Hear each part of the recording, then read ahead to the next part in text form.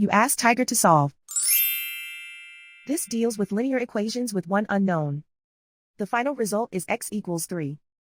Let's solve it step by step. Group all x terms on the left side of the equation. Subtract x from both sides.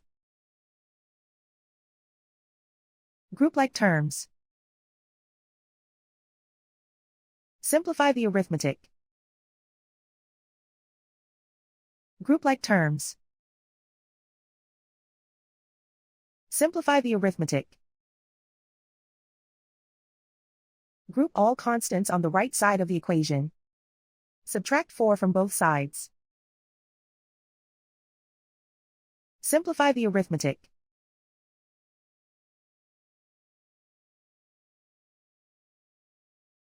And so the final result is x equals 3.